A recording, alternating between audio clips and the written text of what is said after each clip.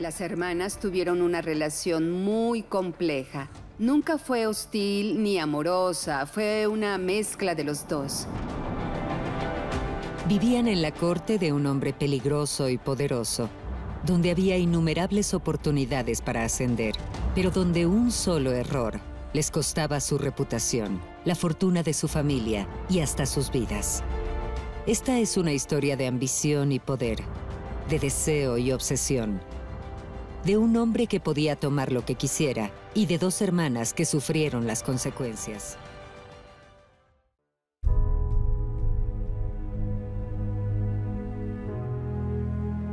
A pesar de que las mujeres fueron muy notables, muy poco es conocido con certeza sobre sus vidas. Su apariencia es disputada. El retrato más famoso de Ana Bolena no fue pintado durante su vida, y la única imagen que tenemos de María ahora se piensa que es de alguien más, quizás de Ana. Tampoco se sabe con certeza cuándo nacieron las hermanas.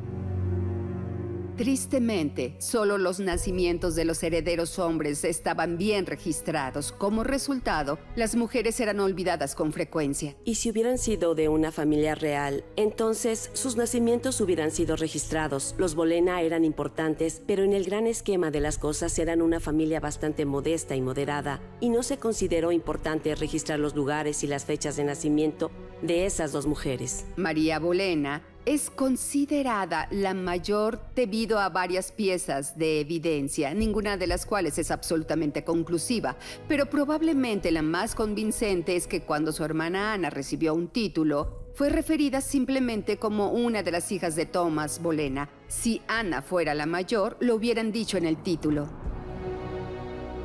Las hermanas probablemente nacieron en la mansión Bleaking, cerca de Norwich, unos años después de 1500. Pero vivieron su adolescencia en Kent. El castillo Hever era la finca de la familia Bolena. Fue heredado por Thomas, el padre de Ana y María, en 1505. Thomas Bolena fue un ambicioso cortesano, diplomático y un lingüista dotado. Les dio una excelente educación a todos sus hijos, incluso a las mujeres.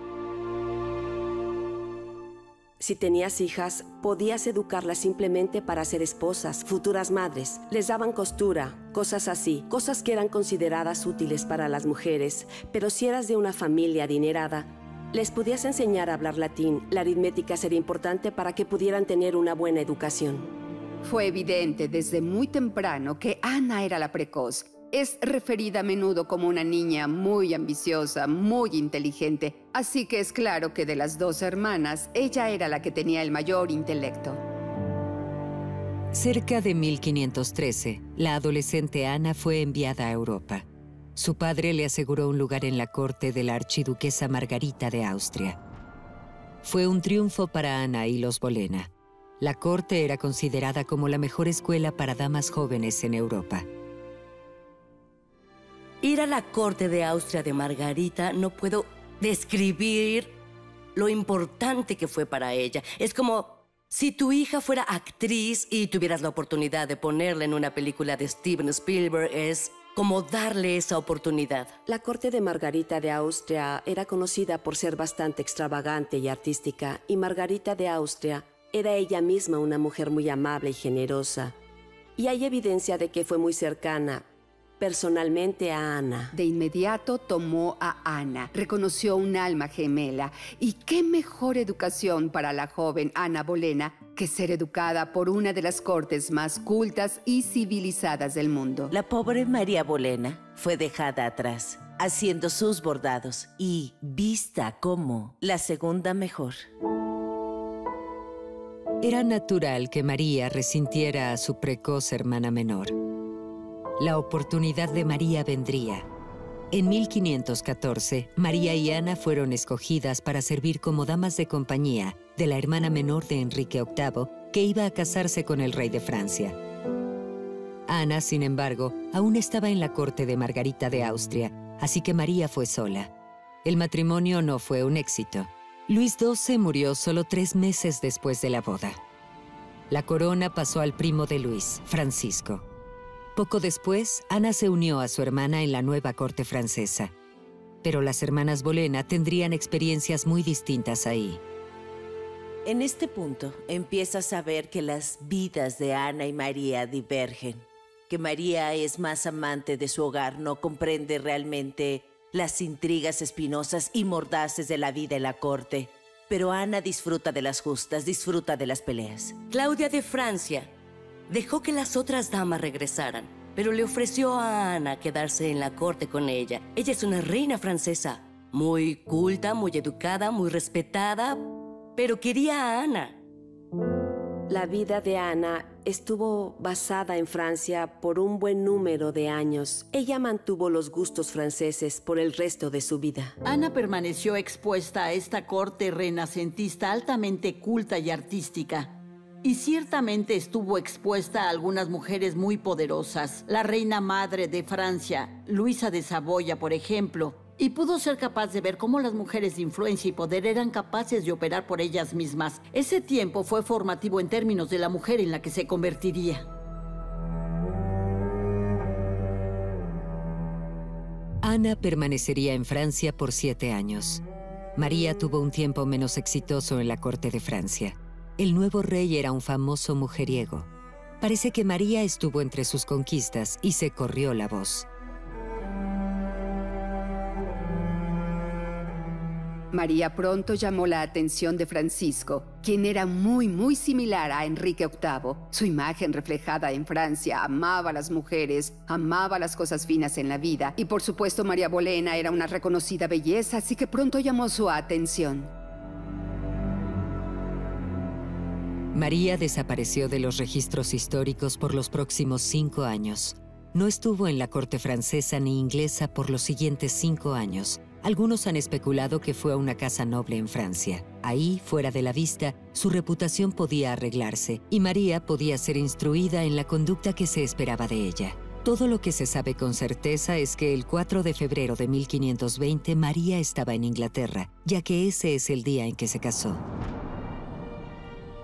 El rey Enrique VIII fue a su boda. Tal vez ahí fue donde María llamó su atención, pues poco tiempo después comenzó un romance con ella.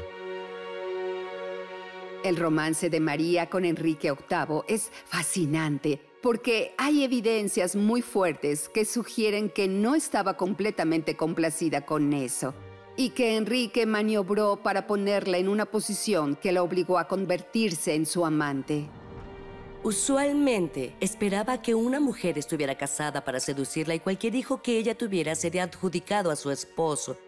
Así es como se hacían las cosas entonces. Hay muchas contradicciones en la corte de Enrique VIII cuando se trata de romances. Así que por una parte todo es gobernado por un muy estricto código moral y caballeresco. Todo es muy romántico, pero debajo de todo eso hay una corte llena de ambiciosos hombres jóvenes, mujeres hermosas. Hay romances por todas partes. Y en la realidad es mucho menos moral de lo que Enrique muestra al público. Una mujer en la corte está en una posición muy difícil, sobre todo cuando el rey te inoportuna. ¿Qué dirías? ¿Sí o no? Él podía desterrarte, podía desterrar a tu esposo. Él tenía todo el poder y tú no tenías nada. En 1522, las relaciones entre Inglaterra y Francia se deterioraron. Ana fue convocada a la corte de Enrique VIII. Una vez más, eclipsó a su hermana mayor. Incluso cuando María era la amante del rey y probablemente tuvo un hijo suyo, ella fue pasada por alto en la corte. Ana era la estrella. Ana resaltaba entre las mujeres de la corte inglesa gracias a su influencia francesa, gracias a todo el tiempo que pasó ahí. Tuvo una excelente educación en Francia y también con Margarita en Austria. Ahora era su momento de brillar en Inglaterra. Siempre ha habido personas, hombres y mujeres, que tienen lo que en los años 20 se llamaba gracia. Hay algo sobre ellos que es extra carismático y Ana tenía eso saliendo de sus poros. No se sabe cuándo Enrique terminó su romance con María. Sin embargo, para 1526 ya había terminado, pues encontró un nuevo amor, que por supuesto fue Ana Bolena. En la década de 1520, la vida de las hermanas Bolena giraba alrededor de Enrique VIII. La mayor, María, tuvo un romance secreto con el rey y pudo haber tenido un hijo suyo. A la mitad de la década, fue Ana quien capturó el deseo del rey. Su dominio sobre él duraría más tiempo. Tendría consecuencias mayores. El romance entre María y Enrique VIII comenzó a esfumarse, sobre todo porque él siempre perdía interés en sus romances y la encontraba ella muy complaciente y dulce, pero no le interesaba lo suficiente como para atraparlo. Hay una idea equivocada de que entre Enrique VIII y María fue amor a primera vista. De hecho, le tomó al rey 4 años para percatarse de ella, así que solo fue alrededor de 1526 que Ana parece que finalmente llamó la atención del rey y le hace una declaración de amor a ella. No lo mantiene en secreto. Una vez que se enamora de Ana, se enamora bastante, está completamente obsesionado por ella. Pudo haber pasado una semana desde que se deshizo de una hermana y se movió a la siguiente. Pudieron pasar unos meses. Es tentador pensar que hubo unos pocos entrecruzamientos porque mientras pasaba tiempo con María, lo más probable es que Ana también estuviera cerca. El rey cortejó a Ana con estilo, la llenó de regalos, le escribía cartas de amor efusivas, la visitaba, de verdad la asedió. Trató de hacerla su amante, pero por supuesto Ana se rehusó a eso. Ana se alejó del rey. Regresó a la finca de su familia en el castillo Hever, donde permaneció por 2 años. Su ausencia de la corte ha sido debatida por los historiadores por décadas. ¿Fue un plan para aumentar el deseo del rey o fue un intento genuino para terminar su obsesión? Empacó sus cosas, se dirigió de regreso a Hever, se quedó con su madre. Eso no es jugar a hacérsela difícil, era difícil de conseguir. Lo último que podía suceder era que una cortesana de 1500 fuera capaz de rechazar a Enrique VIII. Creo que a diferencia de su hermana, Ana nunca permitió que su corazón gobernara su cabeza. Mantuvo un cierto grado de perspicacia política, pero vio a su hermana ser rechazada y creyó que tenía un propósito y un destino. Y creo que siendo Enrique VIII el macho alfa de Inglaterra, encontró eso increíblemente seductor y solo lo incitó a que la persiguiera aún más. Para 1527, la esposa de Enrique VIII, Catalina de Aragón, ya no podía tener más hijos. Su matrimonio de 18 años produjo solo un hijo sobreviviente, su hija, la princesa María. El rey estaba desesperado para que un hijo continuara con la línea de los Tudor. Se convenció de que Dios mismo se lo estaba negando. Catalina, después de todo, estuvo casada con su hermano mayor. Ella insistió que su primer matrimonio nunca fue consumado, pero el rey no fue disuadido. Catalina no permitiría que su matrimonio fuera declarado ilegítimo como si estuviera viviendo en pecado. Eso también haría que su hija fuera una bastarda y la quitara de la línea de sucesión. Y hubo una batalla de voluntades. No deberíamos dudar que si Catalina hubiera tenido un hijo varón, nada de esto hubiera sucedido. Tuvieron un matrimonio feliz por 20 años. En lugar de hacer lo que en realidad debió hacer, encontrar otra princesa extranjera con quien crear una unión, dejó que Ana tomara control de su corazón y decidió conquistarla. El asunto es que, cuando quería divorciarse y dejó claro que quería casarse con ella, no había nadie más en el reino con el que pudiera casarse. No había nadie que quisiera arriesgar su ira para casarse con ella. Así que sus opciones eran casarse con él o ser una monja. Asegurar una anulación no sería fácil. El rey le encargó ese asunto a su ministro jefe, el cardenal Thomas Wolsey. Por los próximos 5 años, abogados y sacerdotes en toda Europa debatirían el asunto. Mientras lo hacían, los Bolena se volvían más y más poderosos. Por supuesto, para una familia, la virtud de una hija era lo más importante. Pero si creían que podían empujar a su hija hacia el camino del rey y obtener o poder, influencia, posición, tierras, entonces lo harían. Por lo tanto, los Bolena vieron que podían obtener poder con Ana, que podían usarla como una manera de llegar al rey. Pero una enfermedad casi lo arruina todo. En el verano de 1528 hubo una epidemia de la mortal enfermedad del sudor. Ana se contagió de la enfermedad, que podía matar en pocas horas. Mucho para el alivio del rey, sobrevivió. La familia Bolena no quedó ilesa. El 22 de junio, la enfermedad se llevó al esposo de María, William Carey. Se quedó con 2 hijos jóvenes a los que debía cuidar. Y es claro que estaba, si no en la miseria, sí en la pobreza. Y estaba al margen de su familia. Fue gracias a la intervención de Ana que María recibió una anualidad de 100 libras. Ana también se encargó del cuidado de su hijo, Henry Carey, lo que significó que Henry ya no fuera una carga financiera para María. Claramente, Ana estaba ahí para intervenir y ayudar a su hermana. Y parece que sí había un lazo de afecto de hermanas entre ellas en aquel tiempo, pero eso cambiaría.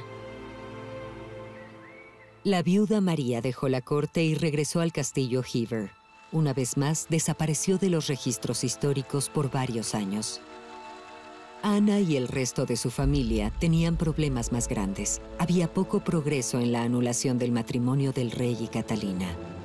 Enrique VIII, siendo el rey, asumió que sería capaz de obtener la anulación del Papa en Roma muy rápido, en una cuestión de meses. Pero por supuesto, eso no pasó.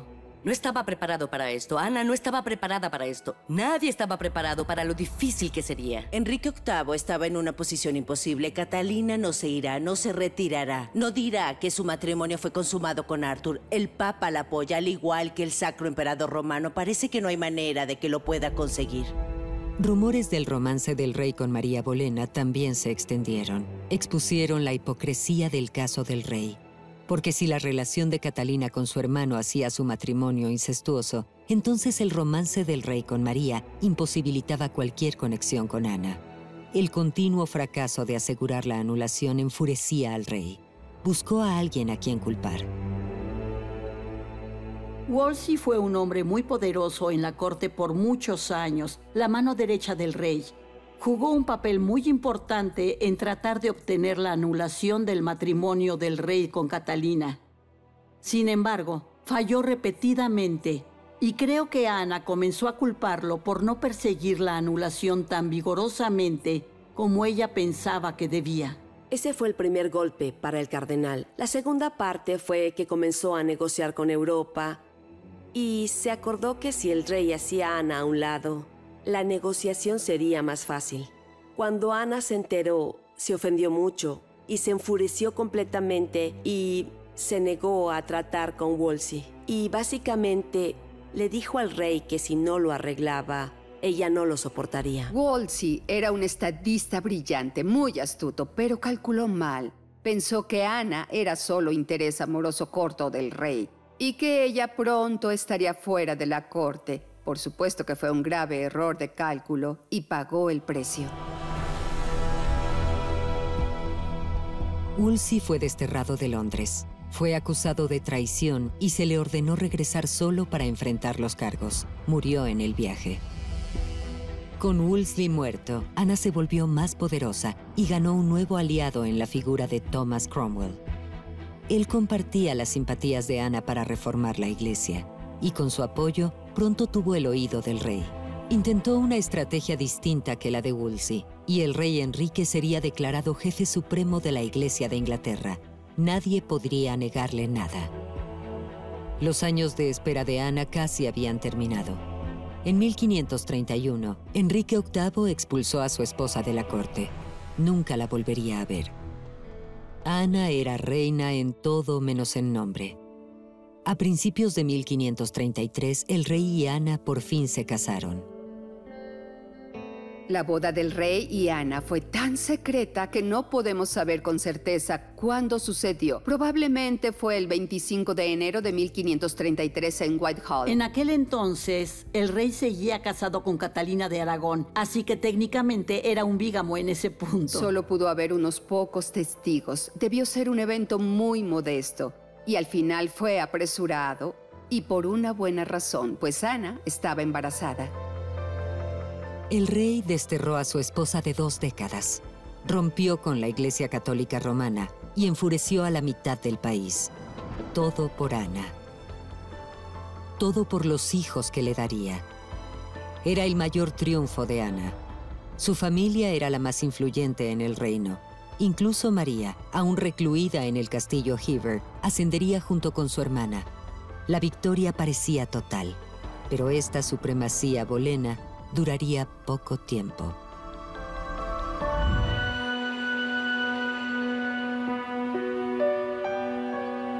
En 1533, los largos años de espera terminaron. El Parlamento pasó leyes para quitarle a la Iglesia Católica su autoridad sobre Inglaterra. El ministro jefe de Enrique VIII, Thomas Cromwell, finalmente forzó la anulación del primer matrimonio del rey, y Ana y Enrique por fin se casaron.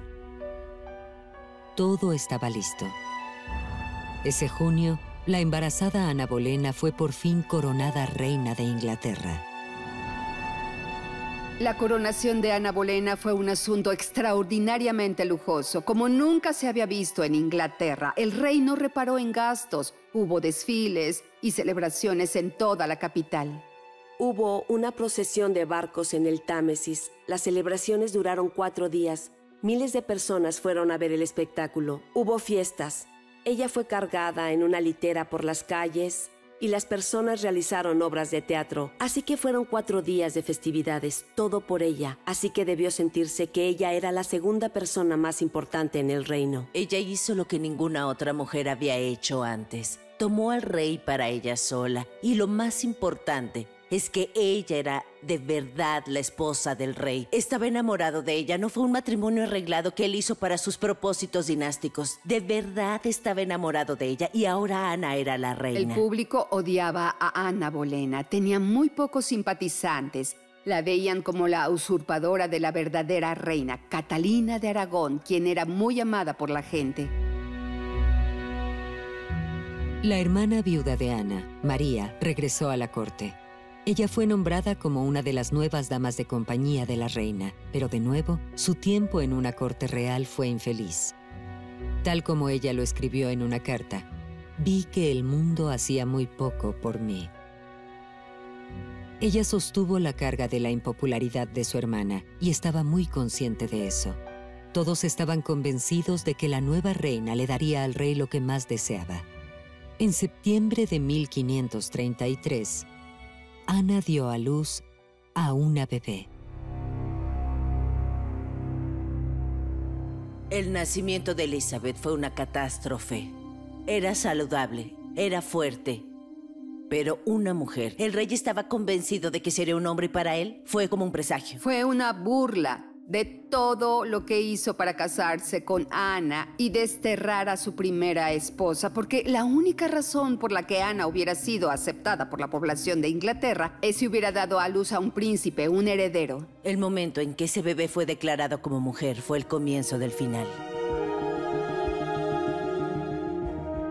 El nacimiento de otra niña no querida solo profundizó la creciente infelicidad en el matrimonio de Ana y el rey. Su largo cortejo probablemente creó expectativas imposibles en ambos lados. El rey culpó a Ana de fallar en darle un hijo, y Ana tuvo problemas con el cambio de amante a esposa. Ana era una mujer increíblemente inteligente, mucho más astuta que el rey, y quería ayudarlo a gobernar. Pero lo que encontró fue que el rey esperaba ciertas cosas de una reina. No estaba hecha para ser la esposa del rey. Enrique VIII estaba acostumbrado a una esposa que fuera complaciente. Ella conocía sus deberes, quedarse en el fondo. Ese no era el estilo de Ana. No estaba preparada a ignorar sus indiscreciones.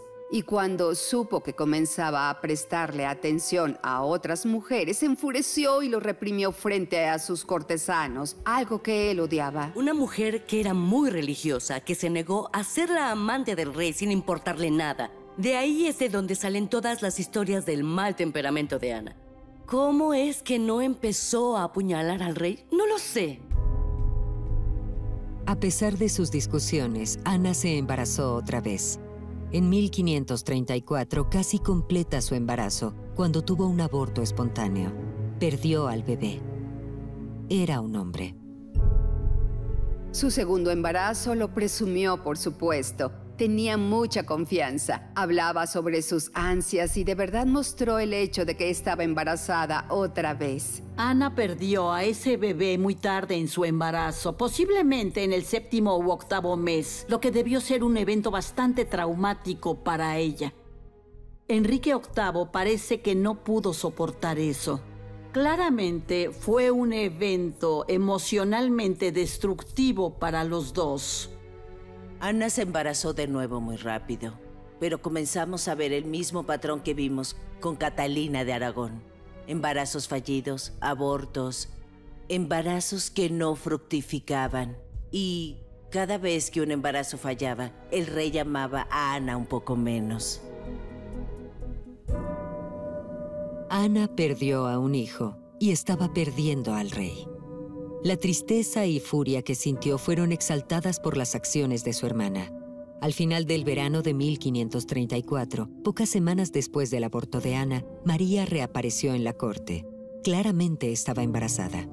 En secreto, María volvió a casarse. Su nuevo esposo era un hombre llamado William Stafford, un hombre sin título ni fortuna. Algo impactante e incomprensible había sucedido. María se casó por amor. Las mujeres no tienen derecho a casarse por amor, se casan por seguridad, se casan por dinero, se casan por los prospectos para su familia. En aquellos días, ciertamente, tenías que pedirle a tu padre un permiso, y cuando tu hermana es la reina de Inglaterra, también tienes que preguntarle, y María no hizo nada de eso. Probablemente porque sabía que sería rechazada, y la persona que ella eligió, solo un soldado humilde, no tenía posición social, no era bueno para la hermana de la reina. Es precisamente en este momento cuando Ana está realmente luchando por darle un hijo al rey, o de hecho solo otro niño con vida. Entonces su hermana María llega a la corte. Está recién casada y está embarazada. Uno no puede evitar sospechar que en realidad solo está presumiendo. Ana y el resto de la familia estaban furiosos con María. Fue desterrada de la corte. No habría pensión para apoyarla esta vez. Las dos hermanas nunca se volverían a ver. María estaba muy sorprendida por la severidad de la reacción de su hermana y de hecho por la reacción del rey. Y probablemente estaba bastante herida y un poco asustada porque ella acababa de aceptar como un hecho, siendo la hermana de la nueva reina, que su lugar en la corte estaba asegurado.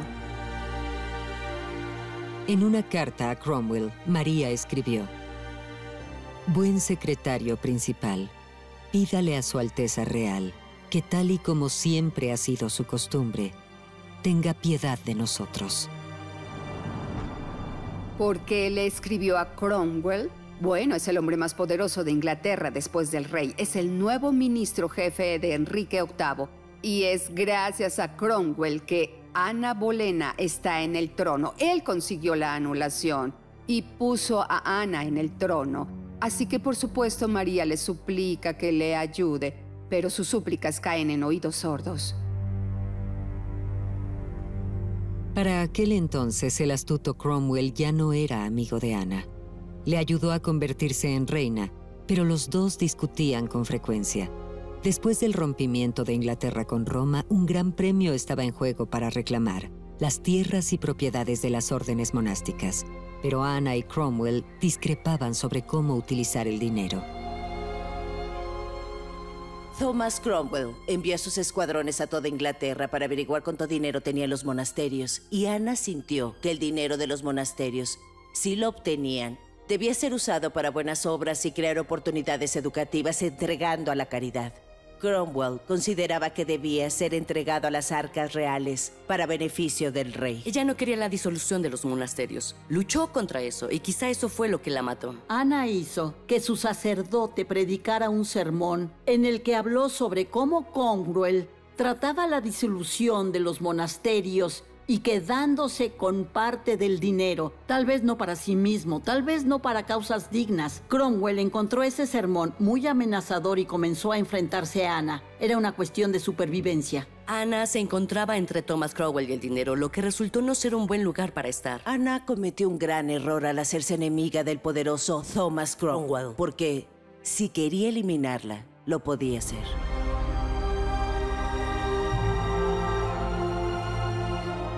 Fue Cromwell quien tramó la caída de Ana.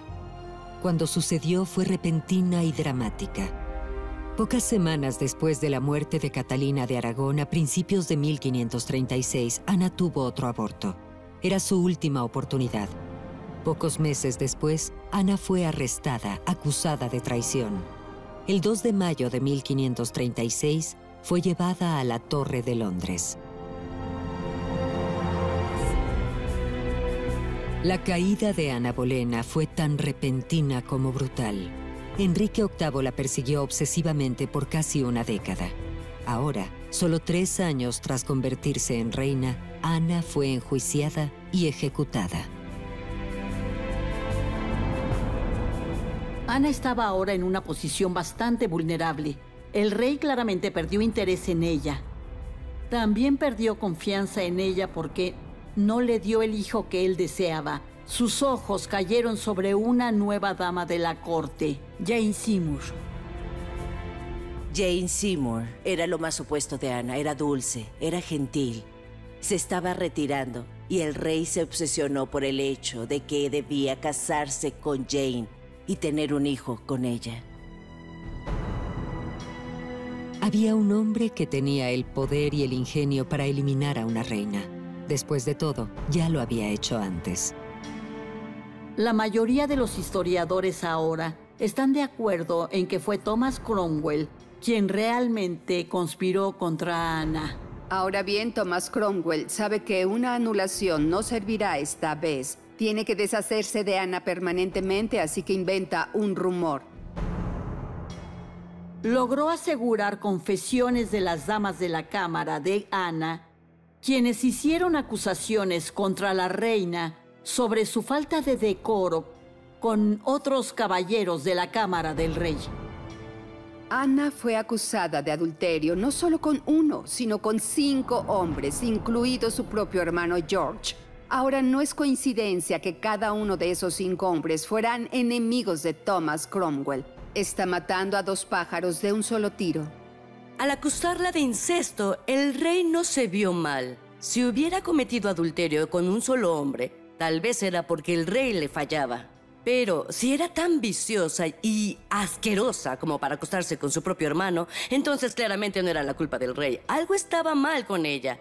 Así que fue con el rey, le susurró un pequeño veneno en su oído y el rey se convenció sinceramente de que Ana Bolena se acostaba con cientos de hombres. ¿Cuándo hubiera tenido tiempo de hacer eso? Cuando estaba rodeada de millones de personas y ni siquiera dormía sola en la misma habitación.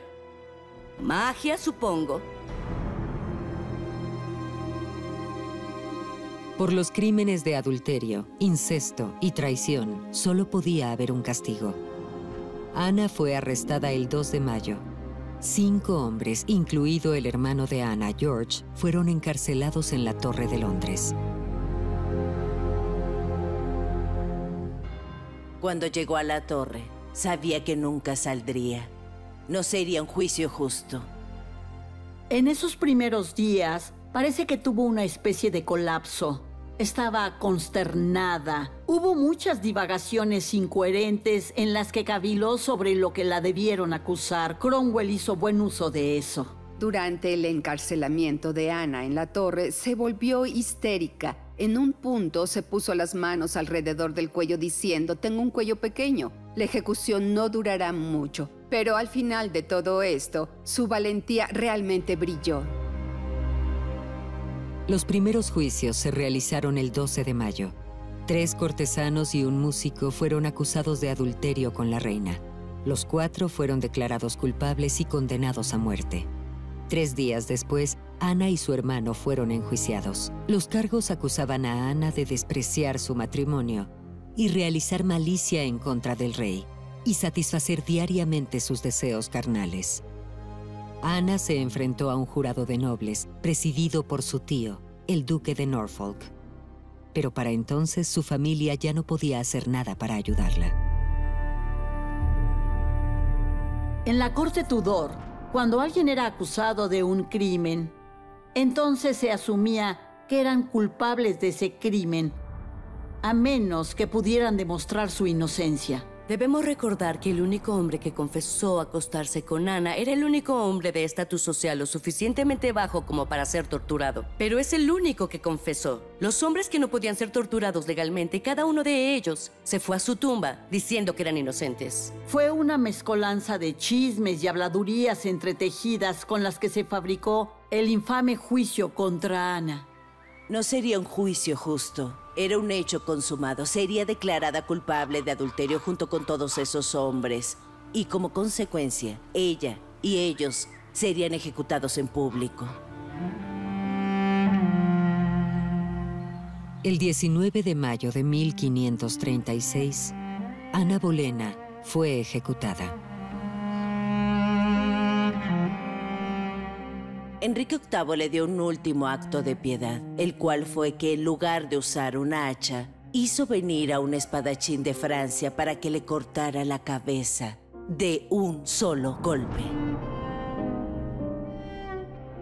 Decapitación por espada era mucho más rápido y limpio que con un hacha, así que fue un último favor que el rey le dio a Ana.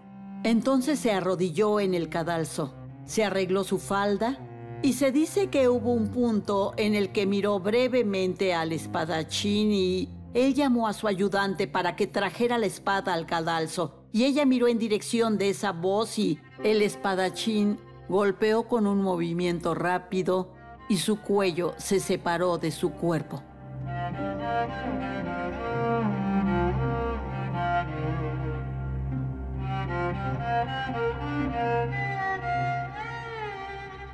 Pocos días antes de la ejecución, el rey hizo que el arzobispo de Canterbury anulara su matrimonio con Ana. Elizabeth, la hija de Ana, fue declarada ilegítima.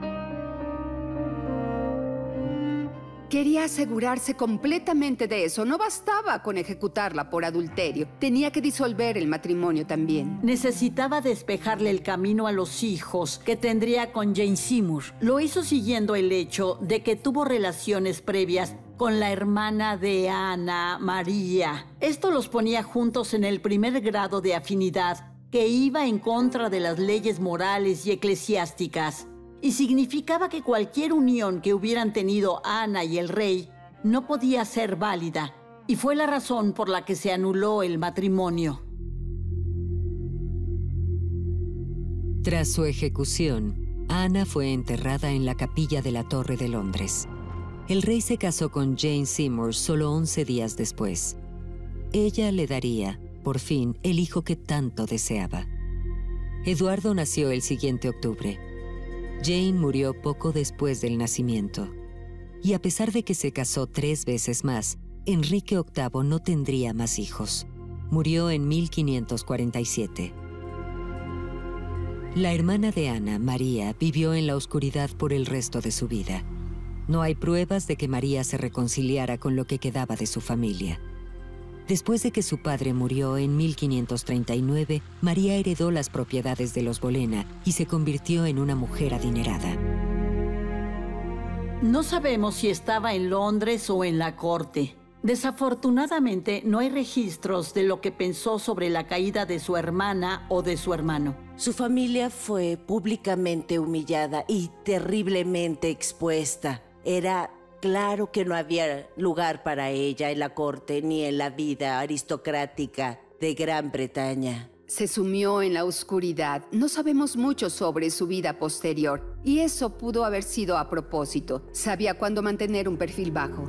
A menudo, María es vista como una mujer sin inteligencia, la Bolena más estúpida. A pesar de que su familia cayó en desgracia y sufrió mucho, y tanto su hermana como su hermano fueron ejecutados, ella se mantuvo fuera de eso y no fue arrastrada al juicio, al caso ni a la ejecución. Así que tal vez era más inteligente de lo que le damos crédito.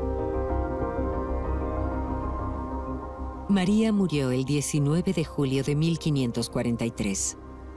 Su lugar de descanso, así como muchos detalles de su vida, es desconocido. Murió de causas naturales en un matrimonio amoroso y una buena casa, que es más de lo que se puede decir de su hermana. Los hijos de Ana y María moldearían la historia de Gran Bretaña por siglos. Los hijos de María se convirtieron en caballeros y cortesanos, y una de sus descendientes ahora está sentada en el trono de Gran Bretaña.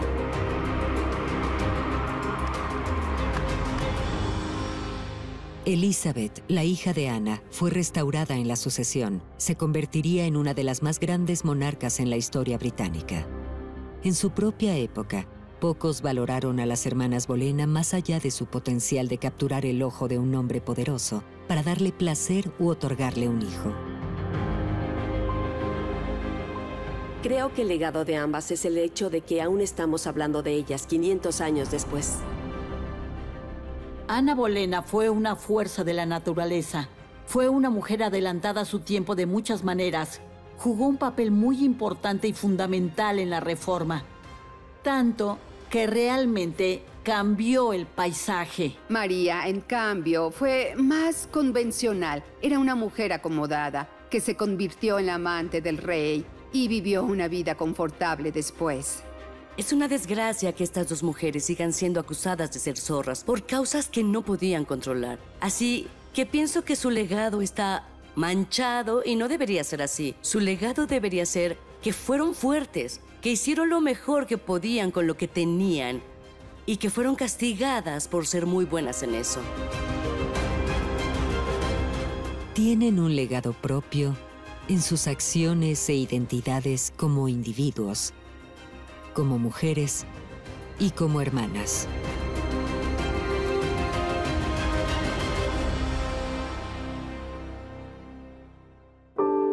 Doblado en Olympusat, México.